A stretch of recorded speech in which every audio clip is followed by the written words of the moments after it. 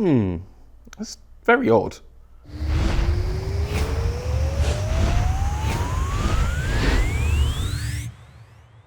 Hello and welcome to Tech Talk. It's the Chinese Grand Prix and things have got a little bit weird in a sort of Italian way, at least to start off with, but there's all sorts of other stuff to talk about as well because the new regulations are producing, well, fair to say, quite a lot of new and unusual ideas. And the first of those ideas, well, maybe you just saw it.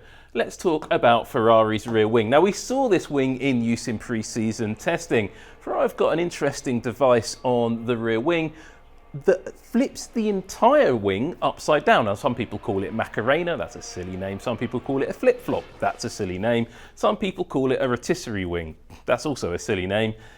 It's an upside-downy wing, obviously, because it's a wing that goes upside down. Why else would you call it anything than that? Even just upside-down wing.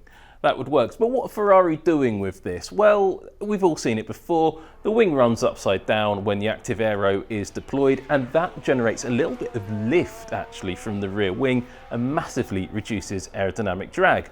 We knew Ferrari had this in store and it was going to come later in the season, but the Italian team seems to have rushed it forwards for some reason and brought it to the Chinese Grand Prix, which nobody really expected. Before we have a closer look at the wing and its actuators in a bit more detail, I think it's worth taking a look at why Ferrari has done this. So we take a look at the qualifying data, you can see it on your screen here from Melbourne, and what I want to draw your attention to is the slow speed corners. The whole track is split up here into slow, medium, high speed corners and the straights as well.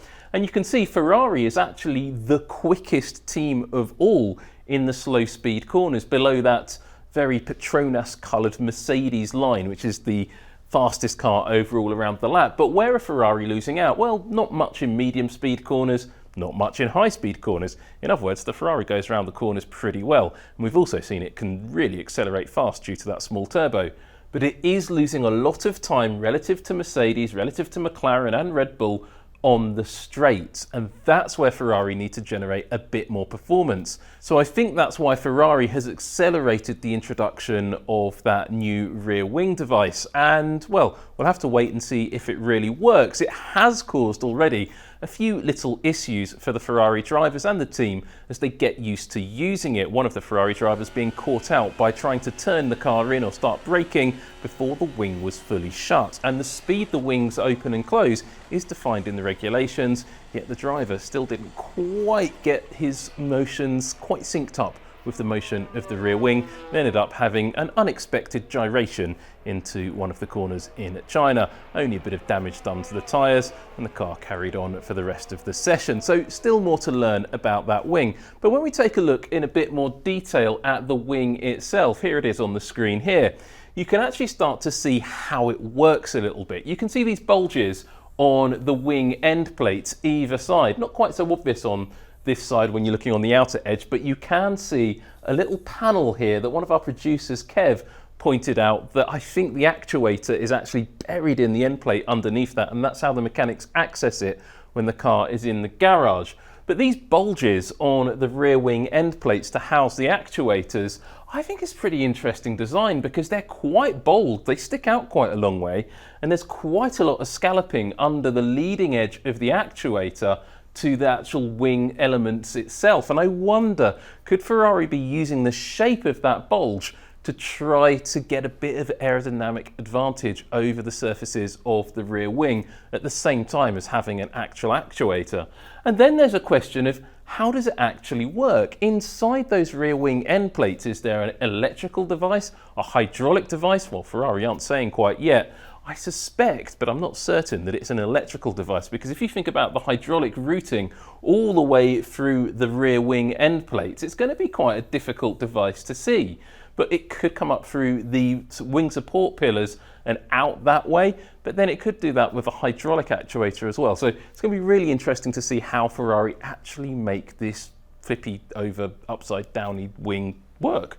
And they've also got to learn how to make it work on track without the drivers spinning. That is something they're still working on quite clearly. Another thing Ferrari has been working on is around the front of the cockpit. Have you noticed it? It's right here, and I suspect the drivers will be noticing it. I'm not talking about the halo, of course. I'm talking about a device that Ferrari has introduced on the halo. You can see what looks like a bit of a rectangular panel right in the driver's line of sight. But what is it? Well, we have to change our angle slightly to have a better look at it.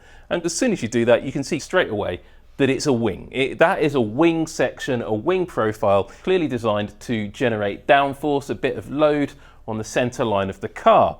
But of course, this is on the centre line of the halo. It's right in the driver's line of sight. How are they going to see through these additional wings that have been added to the halo device? In fact, I was quite surprised to see a development area there. And it's an interesting area of the car to exploit because no other team has even looked in that part of the car in previous seasons. And there's nothing really new about the halo, even though the rest of the car is pretty much completely new. So Ferrari is exploiting a new area of aerodynamic development. What Ferrari's done actually is manufacture these little winglets out of a translucent material. I suspect it's probably 3D printed. Doesn't look like moulding to me, but that gives the driver some degree of vision through these winglets, though once they've collected a bit of dirt and debris during a Grand Prix distance, I don't know how much you'll still be able to see through it. But nonetheless, Ferrari have exploited something completely new. And that's not all they've been playing around with. At the Australian Grand Prix, actually, I missed this out last week, so I thought I'd just introduce it. They've modified the rear floor of the car. And you can see the trailing edge of the floor here. This is just the head of the rear wheel. A little bit of a flick up just to there, which is very subtle, but very much there. And then this very large extra aerodynamic element ahead of the rear wheel of the car. You can see that's been fairly hastily, I won't say bodged on, because that's not fair, because it's very precision installed, but not planned with this particular specification of floor. But Ferrari clearly working that aerodynamic region ahead of the rear wheel like every other team in the field. It's really, really interesting. Here's another detail we saw on the Ferrari in pre-season testing, but we've got some nicer shots of it here than the photos I took in the garage. It's these little elements along the inner face of the sticky uppy bit on the outer leading edge of the floor. Really quite an interesting design feature. Lots of lovely detailing in there, but again, it looks rather hastily, or looks like a modification that's been made to an existing part rather than something that's been designed in from scratch. And then the general shape of this element looks to me to be very much an outwashing part, and you'll see some teams have got inwashing parts in this area, so still a lot of design exploration in this area. Now, one area that there has been a lot of design exploration in, and a lot of people have been talking about, and we talked about it last week, is this, the winglet behind the exhaust exit on the Ferrari. And this was something a lot of teams are not going to be able to copy in 2026 because the legality of it is linked to the positioning of the differential in the transmission casing. Lots of long-winded CAD models to explain why. It's not that interesting, quite frankly, but it just is that the Ferrari gearbox has a differential placing that allows you to exploit this area. So you can only do something like this if you've got a Ferrari gearbox. A bit like Haas have done. In fact, Haas, of course, with that transmission detailing from Ferrari, they have the exact same opportunity, and this is Haas's solution. Let's have a look here. So this is the rear end of the Haas, and you can see Haas have also got their own interpretation of what Ferrari's done. Perhaps not quite so extreme, and it's not a full plate on the back, but they are exploiting that same area of aerodynamic freedom that the Ferrari team is as well. And we've got some nicer shots of it here. And you can see the aerodynamic element they've added in here. It's very much a smaller winglet style design, but with an additional upper section behind it, sitting on top of the rear impact structure. Just like Ferrari, you can see the exhaust tailpipe here coming in and how it's almost completely obstructed in that lower quadrant. So you've got to think, the exhaust gas flow on the inside of that pipe's got to be quite interesting. Difficult to model, but not if you're a Formula One team. And here you can see, this is again from that rear angle, that's the Haas solution. You can see that aerodynamic element at the base. You can see the upper element that's a little bit more dished than the Ferrari version. Obviously Ferrari, a more extreme interpretation of the same solution. So maybe Haas will go a bit more extreme, or maybe their slightly different aerodynamic concept will suit their design a bit more than this Ferrari version. But going from Italy's most famous car manufacturer to arguably Britain's most famous car manufacturer, Aston Martin. Now, it's fair to say the Honda-powered Aston Martin hasn't had the best start to the season. We said that last week, and it's not got much better coming into China, but they didn't expect it to. Some fixes have apparently been made to the power unit, but some technical development is still going on the car. And this is a development they introduced in Australia, but we didn't really get as good a look at it as I wanted to. Now, this upper section of the forward section of the floor, some people calling them bargeboards. They're not bargeboards in the traditional sense, but let's call them bargeboards for now because that's the sort of same part of the car. Previously, Aston Martin had a slotted section in this area, but now they've gone for a much bigger solid section, and from the side it looks much of a muchness. But you do have those very interesting little aerodynamic outwashing elements here on the leading edge of that floor, on that scalloped section that is unique to Aston Martin. No other team's done that yet. Now, I think some people will copy some of the elements that Aston Martin have experimented with, but is Aston Martin itself taking some inspiration perhaps from another British team, Williams? Williams have that really distinctive vertical section on the inner edge of that section, and now Aston Martin has split the leading edge of these aerodynamic elements, and the leading edge section is now a very much of like a Williams style pillar, but it overlaps with the trailing section, as you can see here, with a link section between them, and you have this almost monolith on the inner edge. But also take a look at the bracing strut that goes back towards the chassis, clearly with an aerodynamic element halfway along it. Another nice little detail, generating a bit of downforce. Hard to say. Give me a wind tunnel, I'll explain it a bit more to you once I've got their full CAD models, which they're not going to give me, or you, or indeed anybody. It's a shame, I wish they did.